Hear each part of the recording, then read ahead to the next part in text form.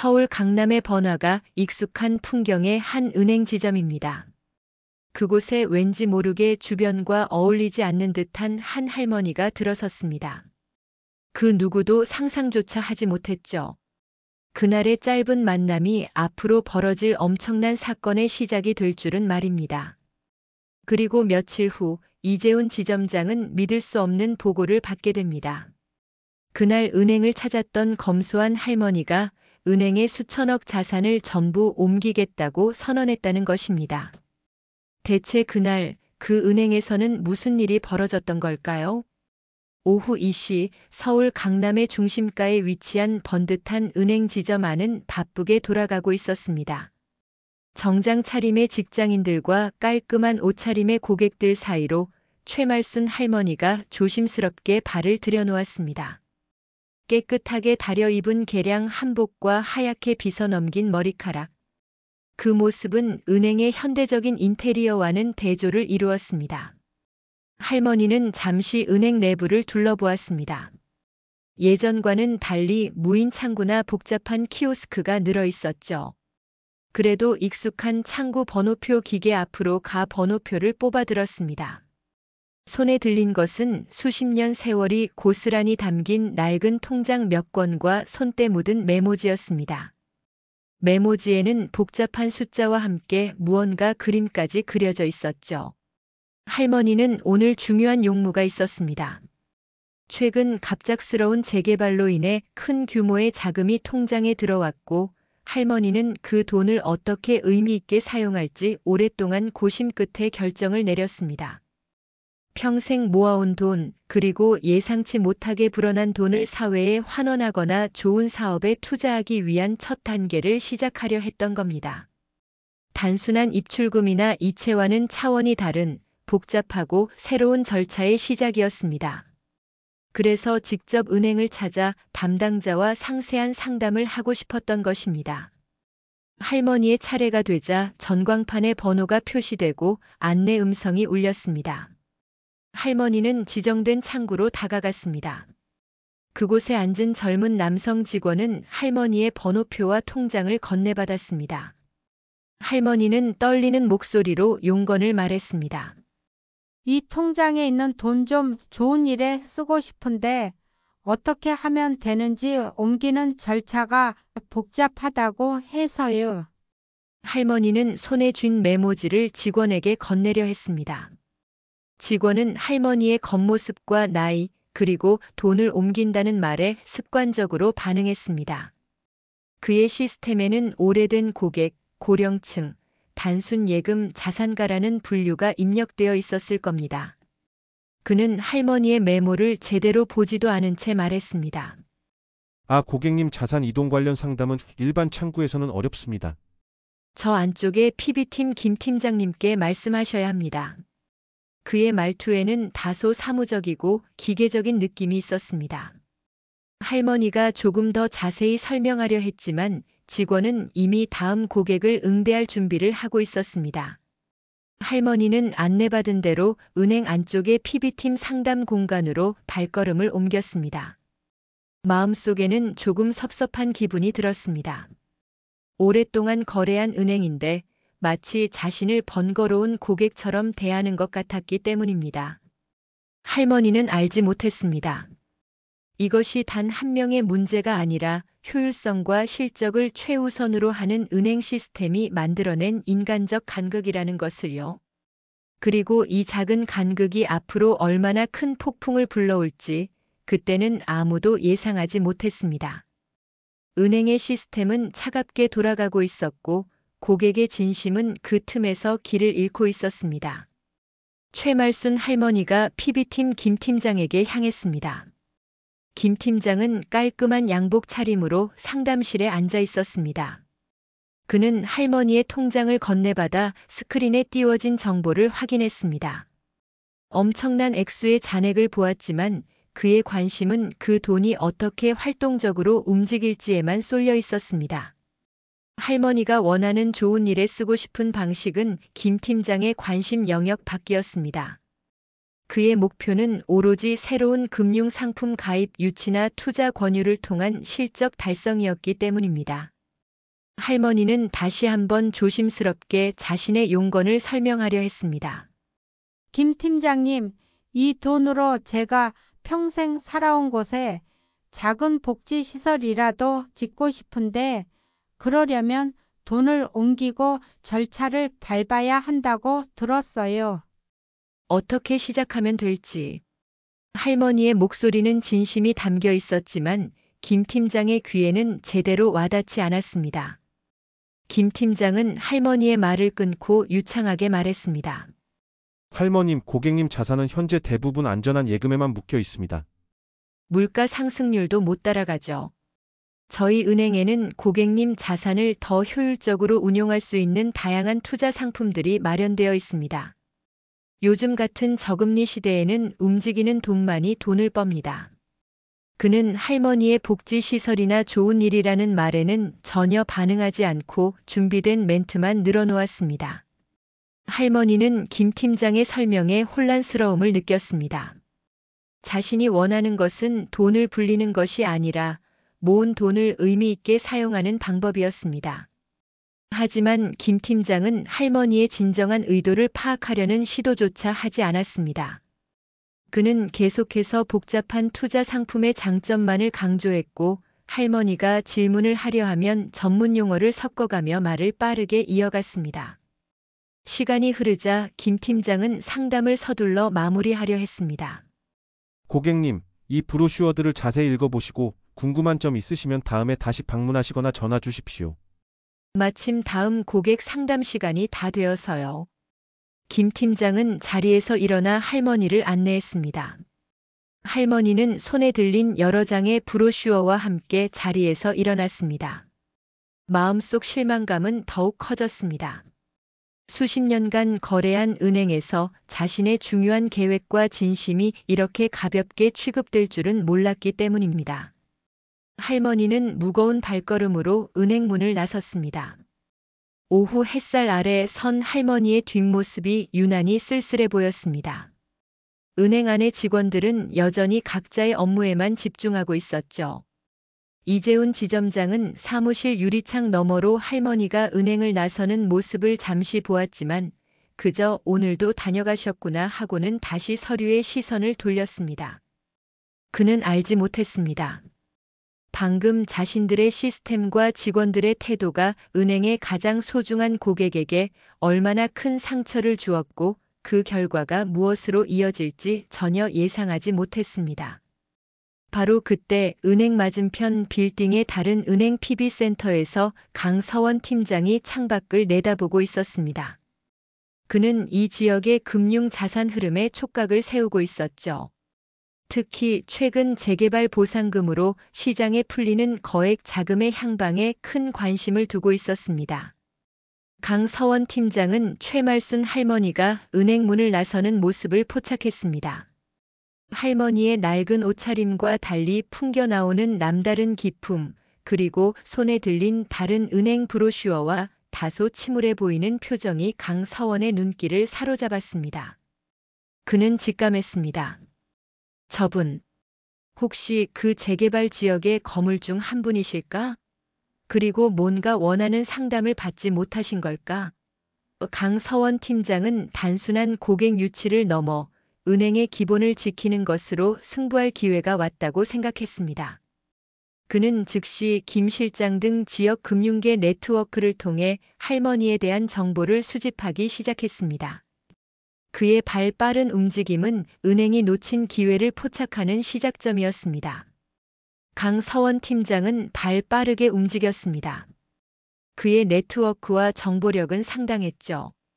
곧 최말순 할머니가 바로 그 수천억 대 재개발 보상금의 주인공이며 오랫동안 특정 은행만 이용해왔다는 사실을 파악했습니다. 그리고 할머니가 최근 그 은행에서 상담에 불만족했다는 이야기까지 확인했습니다. 강서원은 단순히 돈 많은 고객을 유치하겠다는 생각에 그치지 않았습니다. 그는 할머니의 삶의 경험과 자산 규모에 걸맞은 진정한 존중과 맞춤형 서비스가 필요하다는 것을 간파했습니다. 강서원은 최말순 할머니의 금융 자문을 오랫동안 맡아온 김 실장을 먼저 접촉했습니다.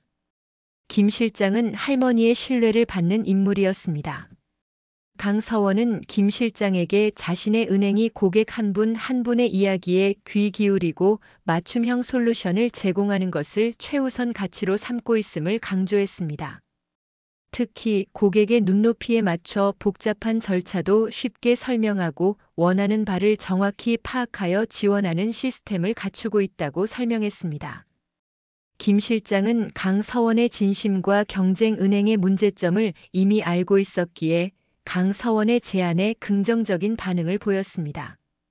그는 할머니께 강서원 팀장과 그의 은행을 신뢰할 만한 곳으로 추천했습니다. 최말순 할머니는 김 실장의 추천을 받고 강서원 팀장과 만나기로 했습니다. 강서원은 할머니를 번잡한 은행 지점이 아닌 조용하고 아늑한 찻집으로 모셨습니다. 그는 최고액 자산가를 대하는 화려한 언변이나 과도한 의전 대신 할머니의 눈을 맞추고 할머니의 이야기에 진심으로 귀 기울였습니다. 할머니가 왜 이 큰 돈을 어떻게 쓰고 싶어 하시는지 그 돈에 담긴 할머니의 삶과 철학을 경청했습니다. 할머니가 말씀하시는 복지시설 계획, 지역사회 기여 방안 등에 대해 깊이 공감하며 존중의 태도를 보였습니다. 강서원 팀장은 할머니의 용건인 자산 이동 및 새로운 절차 시작에 대해 명확하고 쉽게 설명했습니다. 필요한 서류 절차 예상 소요 시간, 그리고 할머니의 계획을 지원하기 위한 은행의 역할에 대해 상세히 안내했습니다.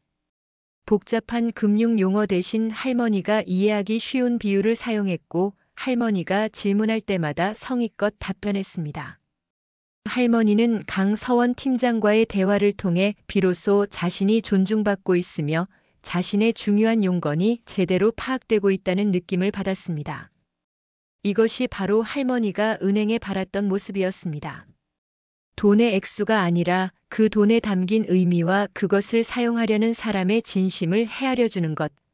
할머니는 강서원 팀장에게 깊은 신뢰를 느꼈고 더 이상 망설일 이유가 없다고 판단했습니다.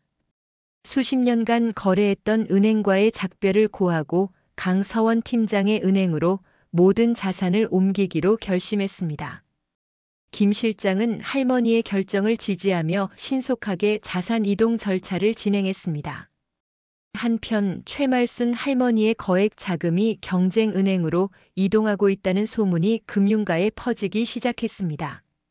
처음에는 단순한 풍문으로 치부했던 이재훈 지점장은 김 실장으로부터 공식적인 자산 이동 통보를 받고서야 사태의 심각성을 깨달았습니다.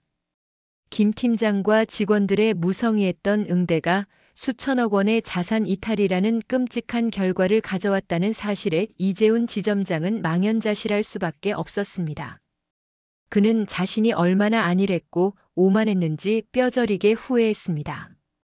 은행은 지금 최악의 위기에 직면했습니다. 수천억 원 규모의 자산이 경쟁은행으로 넘어갔다는 소식은 은행 전체를 뒤흔들었습니다. 이재훈 지점장은 본사로부터 긴급 호출을 받고 추궁을 당했습니다. 그의 얼굴은 창백해졌고 목소리는 떨렸습니다. 본사 임원들은 경노했습니다. 대체 이게 무슨 일이야?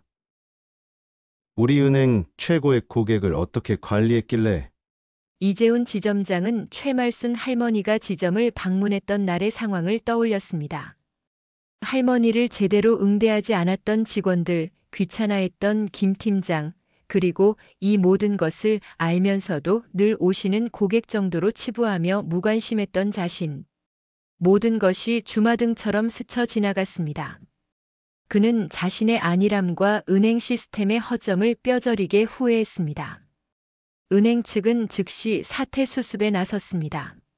할머니에게 연락을 시도하고 김 실장에게 간곡히 만남을 요청했습니다. 사죄하고 더 나은 조건을 제시하며 어떻게든 할머니의 마음을 돌리려 했습니다. 하지만 할머니는 이미 강서원 팀장과 함께 모든 절차를 끝내고 있었습니다. 할머니의 결심은 확고했습니다. 돈 몇 푼 더 받는 것보다 자신이 느낀 실망감과 신뢰 상실이 더 중요했습니다.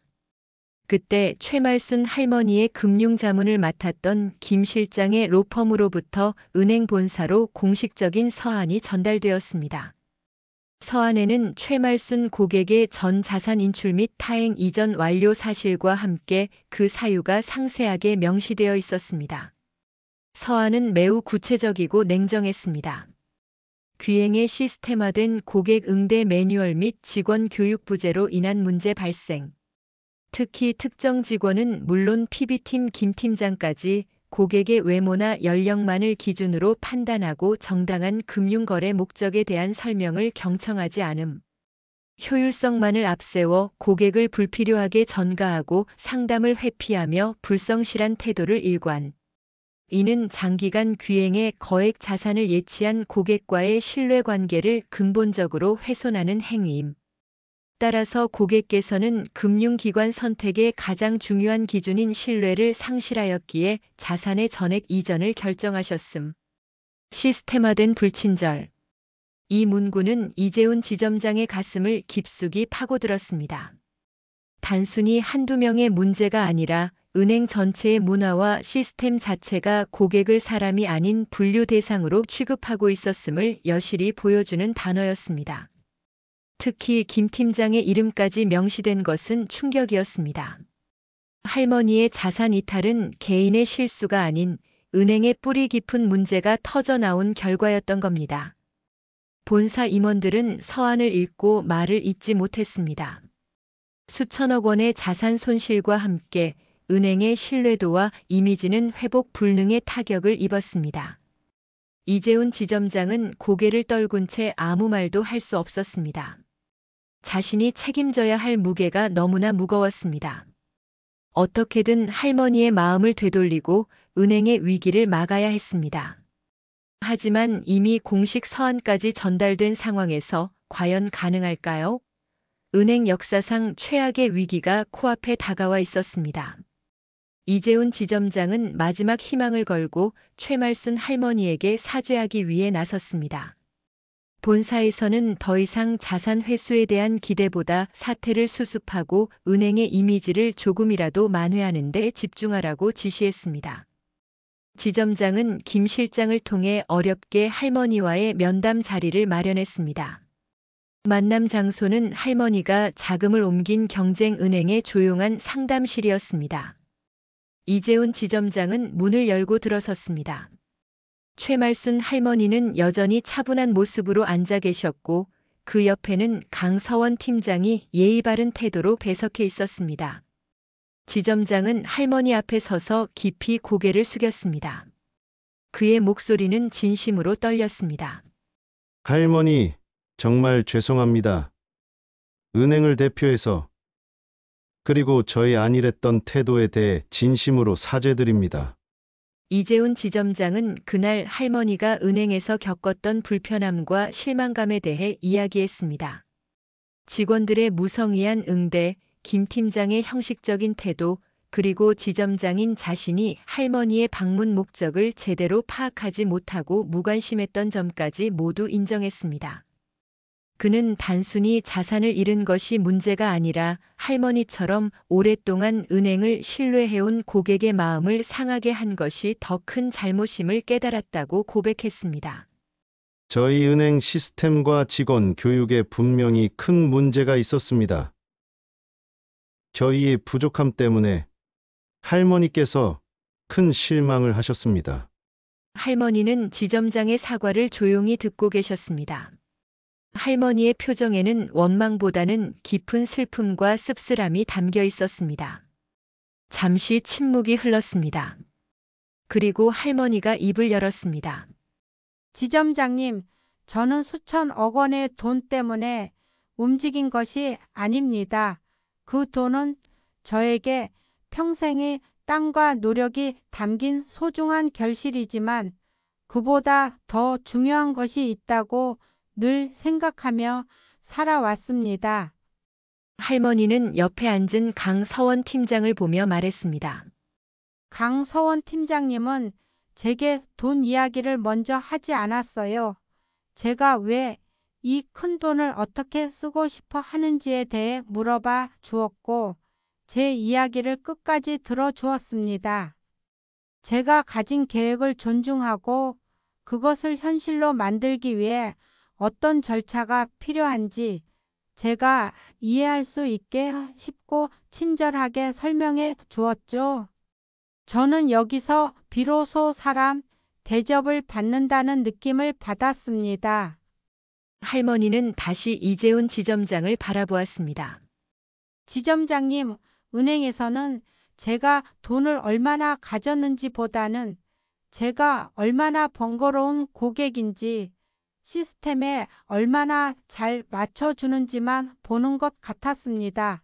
제 나이와 겉모습만 보고 판단했죠. 제 이야기는 중요하게 듣지 않았습니다. 할머니의 목소리에는 그동안 쌓였던 서운함이 묻어 있었습니다. 돈이 많다고 특별 대우를 바란 것도 아닙니다. 그저 한 명의 고객으로서, 인간으로서 존중받고 싶었습니다. 제 말을 들어주고 진심으로 도와주려 하는 사람을 만나고 싶었습니다. 할머니의 진솔한 이야기는 이재훈 지점장의 가슴을 깊이 울렸습니다. 그는 할머니의 말씀 속에 은행이 잃어버린 가장 중요한 가치가 무엇인지 비로소 깨달았습니다. 효율성 뒤에 감춰진 비인간적인 시스템, 실적 경쟁 속에 잊혀진 고객 존중. 눈앞의 자산 손실보다 더 큰 것은 고객의 신뢰를 잃고 은행의 존재 이유마저 흔들리게 만들었다는 사실이었습니다. 지점장은 할머니의 마음을 돌릴 수 없음을 직감했지만 할머니의 이야기는 앞으로 자신이 무엇을 해야 할지에 대한 분명한 방향을 제시해주고 있었습니다. 최말순 할머니의 거액 자산 이탈 사건은 금융계에 쉬쉬하려는 노력에도 불구하고 걷잡을 수 없이 확산되었습니다. 특히 할머니의 소탈한 외모와 대조적인 거액 자산가라는 점, 그리고 은행의 형식적이고 비인간적인 시스템 응대 때문에 거래 은행을 바꿨다는 구체적인 사연은 언론의 흥미를 자극했습니다. 주요 경제 매체와 뉴스에서는 연일 이 사건을 보도했습니다. 수천억 자산가 할머니, 은행의 실망의 거래 중단 사태 발생, 금융권, 고령층 고객 차별 문제 심각, 효율성만 앞세운 은행 시스템의 역습 등의 자극적인 헤드라인이 쏟아졌습니다. 온라인상의 파장은 더욱 거셌습니다. 포털 사이트 뉴스 댓글란과 각종 커뮤니티, 소셜미디어는 은행에 대한 비난과 성토의 목소리로 가득 찼습니다. 많은 네티즌들이 최말순 할머니의 이야기에 깊이 공감하며 자신들도 은행에서 비슷한 불친절과 차별을 경험했다는 사연들을 앞다투어 공유했습니다.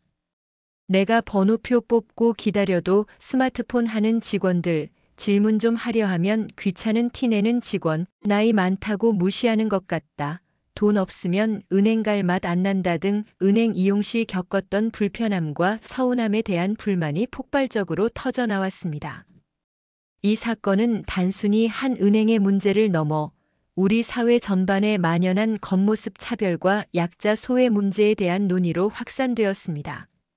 특히 디지털 전환 시대에 소외되는 고령층에 대한 금융 서비스의 문제점을 지적하는 목소리가 높아졌습니다. 은행의 이미지는 급격히 나빠졌고 신뢰도는 바닥으로 떨어졌습니다. 이는 은행 영업에도 직접적인 타격을 입혔습니다. 기존 고객들의 이탈 움직임이 보이거나 신규 고객 유치가 어려워지는 등 가시적인 위기 상황이 발생했습니다. 이재훈 지점장은 매일같이 쏟아지는 언론의 문의 전화와 본사의 압박에 시달렸습니다. 김 팀장을 비롯한 관련 직원들 역시 죄인 아닌 죄인이 되어 고개를 들 수 없었습니다. 그들은 자신들의 안일함과 무관심이 한 개인에게 얼마나 큰 상처를 주고 나아가 은행 전체를 파멸 직전으로 몰고 갈 수 있는지 뼈저리게 깨달았습니다. 은행 본사에서는 사태를 진화하기 위해 백방으로 노력했지만 이미 성난 여론과 무너진 신뢰를 회복하기란 쉽지 않았습니다. 은행 역사상 유례없는 심각한 위기 상황이었습니다. 은행 본사는 더 이상 사태 확산을 막을 수 없다고 판단하고 전격적으로 공식 사과 기자회견을 개최했습니다. 은행 대표가 직접 단상에 올라 국민과 고객들에게 깊이 사죄했습니다. 이재훈 지점장 역시 대표 옆에 서서 고개 숙였습니다. 그는 이번 사건을 통해 은행이 고객을 대하는 방식, 특히 고령층 고객 응대에 심각한 문제가 있었음을 인정하고 재발 방지를 약속했습니다. 효율성만을 좇느라 정작 가장 중요한 고객 존중이라는 은행의 기본 가치를 잊었음을 통감한다고 말했습니다. 기자회견이 진행되던 중 예상치 못한 인물이 회견장에 등장했습니다. 바로 최말순 할머니였습니다. 여전히 검소한 차림이었지만 수많은 카메라 플래시 앞에서도 당당한 모습이었습니다. 할머니가 단상 앞으로 걸어 나오자 회견장은 순식간에 숙연해졌습니다. 은행 대표와 이재훈 지점장은 당황하면서도 황급히 할머니를 맞았습니다. 할머니는 마이크 앞에 서서 조용하지만 힘있는 목소리로 말했습니다. 제가 왜 이 자리에 나왔는지 많은 분들이 궁금하실 겁니다. 저는 이 은행에 사과를 받으러 온 것도 아니요. 돈 이야기를 하러 온 것도 아닙니다. 할머니는 회견장을 가득 메운 기자들과 은행 관계자들을 차례로 바라보았습니다. 저는 이 사건을 통해 우리 사회가 그리고 은행이 겉모습이나 나이, 가진 돈의 액수로 사람을 판단하는 시선을 거두기를 바랍니다. 제가 겪은 일은 저만의 일이 아닐 겁니다. 분명 저와 같은 경험을 한 많은 분들이 계실 겁니다. 할머니는 은행 시스템의 문제점을 조목조목 짚었습니다. 효율성 좋죠. 편리하죠. 하지만 그 시스템이 사람을 배제하고 그 사람의 진심 어린 목소리를 듣지 못하게 만든다면 그건 잘못된 겁니다. 은행은 돈만 오가는 곳이 아닙니다. 사람과 사람 사이의 신뢰가 오가는 곳이죠. 그 신뢰가 무너지면 돈도 떠나가게 마련입니다. 할머니의 말은 모든 이의 가슴에 깊은 울림을 주었습니다. 이재훈 지점장은 눈물을 글썽였습니다. 할머니는 잠시 숨을 고르더니 놀라운 제안을 했습니다. 저는 이 은행이 다시 한번 기회를 얻어 진정으로 변화하기를 바랍니다. 만약 은행이 제가 느꼈던 문제점들을 개선하고 모든 고객을 존중하는 인간적인 금융 서비스를 구축하겠다고 약속한다면, 할머니는 단호한 눈빛으로 이재훈 지점장을 바라보았습니다. 제가 가진 자산의 일부를 그 변화를 위한 기금으로 기부하고 싶습니다.